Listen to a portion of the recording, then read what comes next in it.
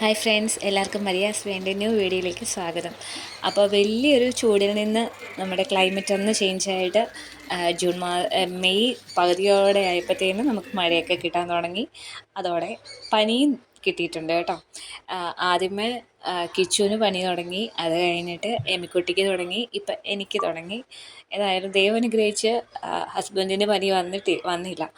അതങ്ങനെ തന്നെ പോട്ടെ എന്ന് ഞങ്ങൾ പ്രാർത്ഥിക്കുന്നു.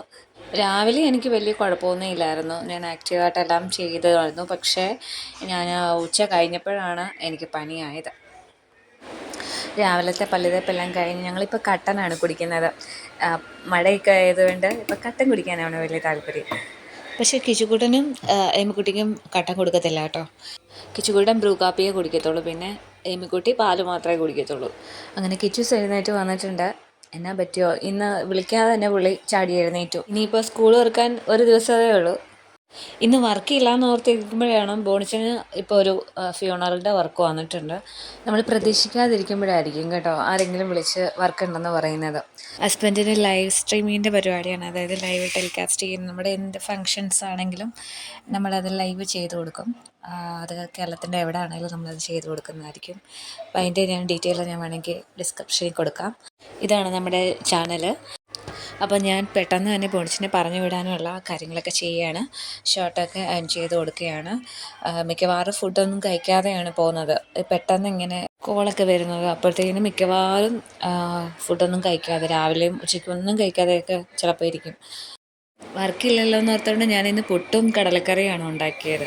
പക്ഷേ അതൊന്നും കഴിക്കാൻ വേണ്ടി ബോണിച്ചോ നിൽക്കത്തില്ല. ഇനി അതെല്ലാം ഞാനും പിള്ളേരും മാത്രമേ കഴിക്കത്തുള്ളൂ. ഇനിയിപ്പോൾ വന്നിട്ടേ ബോണിച്ചോ മിക്കവാറും കഴിക്കത്തുള്ളൂ. ഇത് പുട്ട് റെഡി ആയിട്ടുണ്ട്. ഞാൻ ഉപയോഗിക്കുന്നത് പൊൻകതിരിൻ്റെ പൊട്ടുപൊടിയാണ്. വേറെ ഏത് പുട്ടിൻ്റെ പൊടി ഉപയോഗിച്ചാലും എനിക്ക് അത്ര താല്പര്യം തോന്നത്തില്ല. എനിക്ക് നല്ല വീട്ടിലെല്ലാവർക്കും താല്പര്യം ഈ ഒരു പുട്ടുപൊടിയോടാണ്. എമ്മിക്കുട്ടി എഴുന്നേറ്റ് വന്നിട്ടുണ്ട്. സാധാരണ കരഞ്ഞുകൊണ്ടാണ് പുള്ളിക്കാരത്തി എഴുന്നേറ്റ് വരുന്നത്. ഇന്നെന്തോ ചിരിച്ചുകൊണ്ടൊക്കെ ഇരിക്കുന്ന. 2 ദിവസമായിട്ട് പനിയായിരുന്നു. മരുന്നൊക്കെ കൊടുത്ത് ഒരുവിധം കുറവായിട്ടൊക്കെ ഇരിക്കുന്നു. അങ്ങനെ ബോണിച്ച വർക്കിന് പോയി. അപ്പോൾ ഞങ്ങളൊരു 9 മണിയൊക്കെ ആയപ്പോഴത്തേനും ബ്രേക്ക്ഫാസ്റ്റ് കഴിക്കുകയാണ്.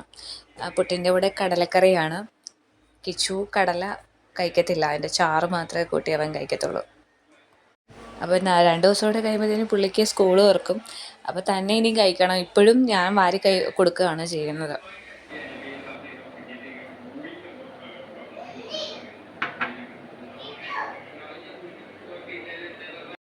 ഇന്ന് എന്നെ എമ്മിക്കുട്ടി കഴിച്ചേ, എന്നെ കഴിച്ച പറഞ്ഞേ, എന്നെ കഴിച്ചേ. ഹായ് പറഞ്ഞേ എല്ലാവർക്കും, ഹായ് പറഞ്ഞേ എല്ലാവർക്കും ഒരു ഹായ് കൊടുത്തേ. എൻ്റെ ഇടയ്ക്ക് ഗ്ലാമർ നോക്കുക. ഹായ് പറഞ്ഞേ, ഹായ് ഹായ് എന്ന് പറഞ്ഞേ. സുഖമാണോ എന്ന് വെച്ചേ. ഒരു ഡാൻസ് കളിച്ചേ, എമ്മിക്കുട്ടി ഡാൻസ് കളിച്ചേ. എമ്മിക്കുട്ടി നല്ലതായിട്ട് ഡാൻസ് കളിക്കേ, ഒന്ന് കളിച്ച് കാണിച്ചേ.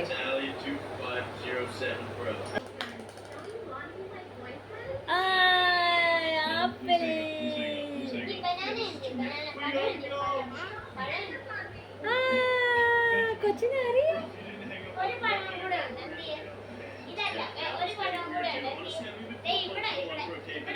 വീട് മൊത്തം ആക്കി വെച്ചേക്കുന്നതാണോ എമ്മിക്കുട്ടി. ഇന്നത്തെ മെനയാണ് ഇതെല്ലാം. കണ്ടോ കണ്ടോ, ഇവിടെ എല്ലാം. അതെന്താ എമ്മി, പഴമാണോ? എമ്മിക്കുട്ടി കിടന്ന് ഉറങ്ങിയ സമയം കൊണ്ട് എനിക്ക് കുറച്ച് തുണി വാഷ് ചെയ്യാനുണ്ട്. ഇപ്പം വെയിലൊന്നും ഇല്ലാത്തത് കൊണ്ട് അന്നന്നത്തെ തുണിയൊക്കെ പെട്ടെന്ന് അലക്കിയിടുകയാണ് ചെയ്യുന്നത്. റിലയൻസിൻ്റെ സൂപ്പർ മാർക്കറ്റിൽ നിന്ന് വാങ്ങിച്ചതാണ്. സൺപ്ലക്സ് എന്ന് പറയുന്ന ലിക്വിഡാണ് ഇത്. എനിക്ക് നമുക്ക് നല്ലൊരു അഫോർഡബിൾ പ്രൈസിലാണ് കിട്ടിയത് കേട്ടോ. ഇതിൻ്റെ പ്രൈസ് ഇതിനകത്ത് എഴുതിയിരിക്കുന്ന 700 സംതിങ് ആണ് എൻ്റെ കറക്റ്റ് പ്രൈസ്. അതിനകത്ത് നിന്ന് അവർ 400 സംതിങ്ങിനാണ് നമുക്ക് തരുന്നത്. പക്ഷേ അത് ഇവരുടെ റിലയൻസിൻ്റെ ഓഫർ പ്രൈസിലാണ് 300 സംതിങ്ങിന് എനിക്ക് കിട്ടിയത് കേട്ടോ. 435 അതിനകത്ത് പ്രൈസ് കിടക്കുന്നത്. അതിന് മുന്നേ ഏതാണ്ട് 725 ഇതിൻ്റെ പ്രൈസ് ഇട്ടിരുന്നത്. അത് 3 കിലോൻ്റെ കൂടെ 2 കിലോ ഫ്രീ ഉണ്ട്. അതായത് മൊത്തം 5 കിലോയാണ് കേട്ടോ. തുണിയെല്ലാം വാഷ് ചെയ്യാൻ ഇട്ടതിന് ശേഷം ഞാൻ മുറിയിലേക്ക് പോയി. ആ ബെഡെല്ലാം ഒന്ന് കുടഞ്ഞ മാതിരിയെല്ലാം കിടക്കുകയായിരുന്നു. എല്ലാവരും എഴുന്നേറ്റ് പോയി അതേ പടി കിടക്കുമായിരുന്നു. ഞാൻ പിന്നെ എല്ലാവർക്കും പനിയൊക്കെ അല്ലായിരുന്നോ, ഞാൻ അപ്പോഴേ ഇപ്പോൾ 2 ദിവസം കൂടി ഇരിക്കുമ്പോൾ ഷീറ്റൊക്കെ അങ്ങ് മാറും, എല്ലായിടും അങ്ങും തൂത്തുവാരിയൊക്കെ ഇടും. എന്താണെന്ന് വെച്ചാൽ എംകുട്ടിയാണെങ്കിൽ ഭയങ്കര മേടാണ്. അവൾ എന്ത് കയ്യിൽ എപ്പോഴും എന്തെങ്കിലുമൊക്കെ കയ്യിൽ ഇങ്ങനെ കാണണം, പേപ്പറുകൾ ഇങ്ങനെ പിച്ചി കീറി കീറി കീറി അവിടെ എല്ലാം ഇടും. രാവിലെ പോലത്തെ പരിപാടിയെല്ലാം കഴിഞ്ഞ് ഞാൻ പിന്നെ പോയി കുളിച്ചു. കുളി കഴിഞ്ഞ് വന്നപ്പോഴത്തേനും ഞാൻ എന്താണെന്നറിയത്തില്ല, പെട്ടെന്നായിരുന്നു പനി കയറി പിടിച്ചു. ആകെ ബോഡി പെയിനും കാര്യങ്ങളൊക്കെ ആയിട്ട് രണ്ടുപേരും എൻ്റെ കൂടെ ഉണ്ടായിരുന്നു കേട്ടോ.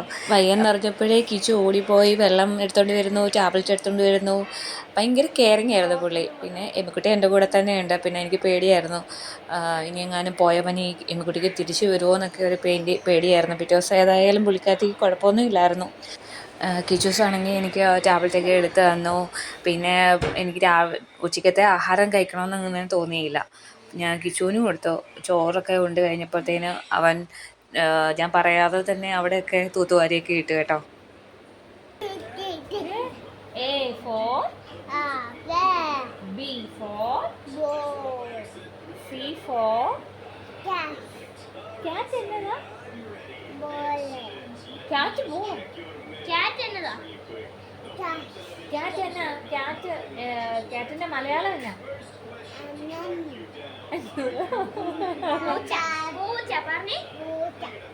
ആണോ? പൂച്ച എങ്ങനെ കരയുന്ന? എങ്ങനെ പൂച്ച എങ്ങനെ കരയുന്നേ?